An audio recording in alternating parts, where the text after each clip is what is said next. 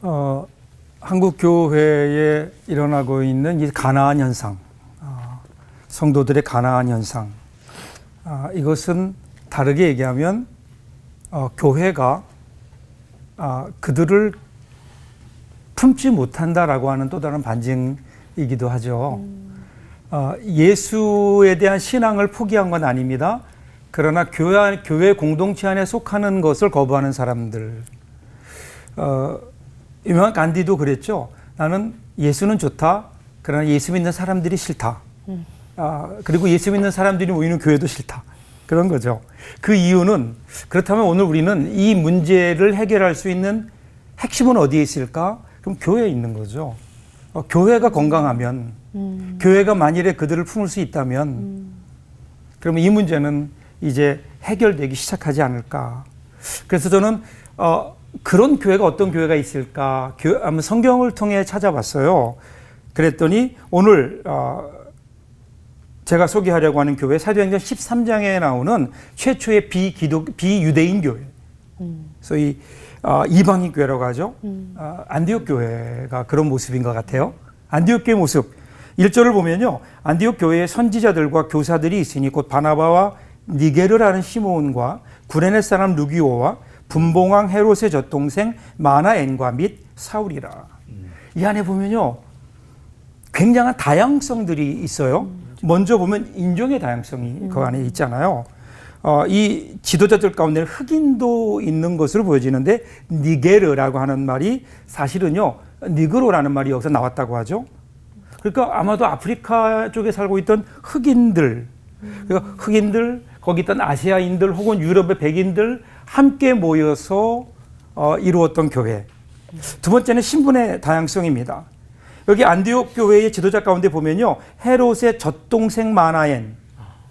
그러니까 헤롯, 그 당시 헤롯 왕과 함께 어릴 적에 같이 자랐던 왕족이겠죠.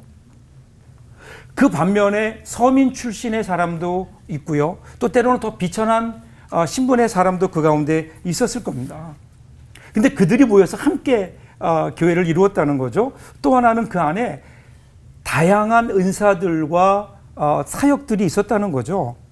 1절 시작에 보면 안디옥 교회에 선지자와 교사들이 있었다. 이미 다른 일들을 다르게 하고 있는 모습들이 있었다는 거죠. 그러니까 여러 가지 다양한 은사를 가진 사람들이 함께 모여서 주를 섬기던 교회. 다양한 인종이, 그죠? 또 다양한 계층이, 그리고 다양한 은사를 가지고 함께 모여서 소통할 수 있었던 넓은 가슴을 가진 교회.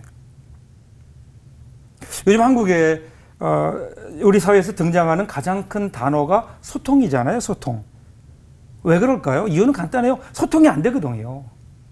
근데 대한민국을 보면 인류 역사상 지금처럼 말이 많은 때가 없죠. 인터넷, SNS 여러 가지를 통해서 하고 싶은 얘기를 다 해요. 자기 하고 싶은 말을 다 하는데, 그런데 사람들은 서로를 향해서 불통, 그렇게 얘기해요. 너하고 말이 안 된다는 거예요. 소통이 되지 않아요. 왜 그럴까요? 서로 듣지 않는 거예요. 자기 하고 싶은 이야기만 하는 거예요. 진심이 있어야 소통이 되는데, 오늘 만일에 우리 한국 사회 안에 교회에 나오지 않는 가나안 신도들이 늘어나고 있다. 그러면 첫 번째 생각해 봐야 될 것은, 과연 우리는 그들의 목소리에 귀를 기울이고 있는가? 소통. 이것이 건강한 교회가 아닐까요? 소통할 때 그분들이 한 발자국 앞으로 나올 수 있겠죠. 2절을 볼까요? 주를 섬겨 금식할 때에 성령이 이르시되 내가 불러 시키는 일을 위하여 바나바와 사울을 따로 세우라 하시니, 어느 날 하나님을 예배하다가 성령의 음성을 들은 거예요. 주를 섬겨라는 말이 예배했다, 그런 말이거든요. 근데 왜 예배하는 건 좋은데 금식까지 했을까요? 아마도 그때쯤에서 무언가 하나님의 특별한 뜻이 있지 않을까라고 하는 영적 자각이 일어났던 것 같아요. 그래서 예배하면서, 금식하면서 예배했어요. 그랬더니 드디어 하나님의 음성이 들려오는 거예요. 내가 불러 시키는 일을 위하여 바나바와 사울을 따로 세우라. 하나님의 음성을 들었죠? 그리고 나서 어떻게 했나요? 3절을 보세요. 이에 금식하며 기도하고 두 사람에게 안수하여 보내니라. 그 하나님 말씀에 순종해서 사울과 바울과 바나바를 세계 선교를 위한 선교사로 보내죠. 이 순종의 발걸음, 이 하나님의 음성에 순종했던 사람들 보면요, 사실은 그 교회에 바울과 바나바를 빼면 어떻게 될까요?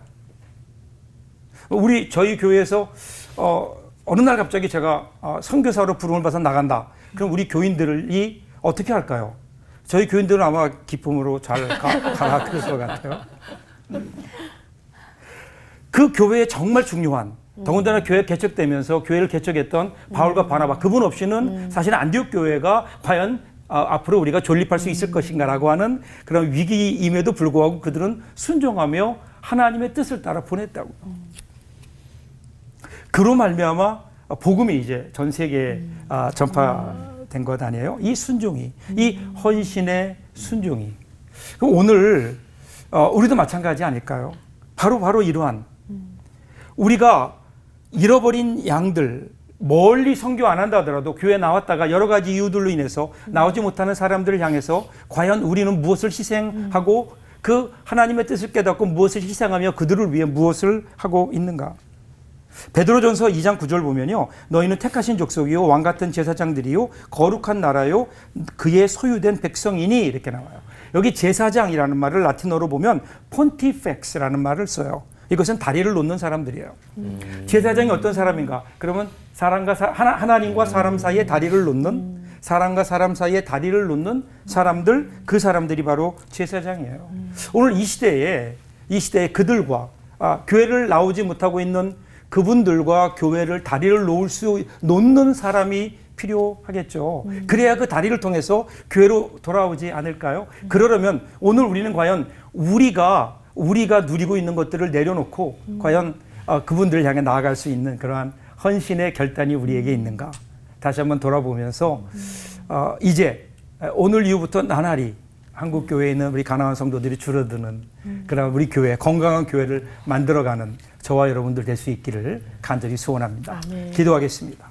하나님, 저들 한국 교회를 축복해 주셔서 단만 높게 쌓는 교회 되지 않게 하시고 세상을 향하여 길을 내고 다리를 놓는 건강한 교회들 되게 하여 주시옵소서. 아멘. 예수님 이름으로 기도합니다. 아멘. 제가 말씀 들으면서 가나안 성도를 그냥 뭐 안 나가 이렇게만 생각하는 게 아니라 이해를 하게 된 것 같아요. 네. 조금 더 가슴으로 좀 받아줘야겠구나라는 생각을 하게 됐는데, 세 분 목사님들은 가나안 성도들 되게 많이 만나셨을 것 같아요. 그 목회를 하시니까. 근데 과연 그 교회를 지금 안 나오는 가나안 성도들이 왜 안 나올까요? 그냥 단순히 그냥 뭐 상처받아서 교회 안 나간다. 그 이유도 있겠지만 꼭 그 이유만은 아니고 가장 가난한 성도들이 아파하는 부분이 뭐라고 생각하세요? 세 분 목사님들은? 신앙의 어떤 개인적인 차원이 있잖아요. 하나님과 나와의 개인적인 차원, 그거는 얼마든지 사실 혼자 할 수 있어요. 기도하고 말씀 읽고 뭐 성경 읽고 뭐 얼마든지 할 수 있는데, 또 하나는 이제 공동체가 함께 하나님을 섬긴다고 아까 목사님 말씀하신 예배를 사모한다, 예배에 갈증이 있다고 하는 것은 함께 더불어 함께 있는 어떤 교제, 교회의 공동체성에 대한 거죠. 그런데 문제는 교회의 공동체성에 대한 그리움이 있어서 왔는데 와보니까 그거에 대한 충족이 안 되는 거죠. 그러다 보니까 또다시 또 그곳에 더 이상 머물러야 될 이유를 찾지 못하는,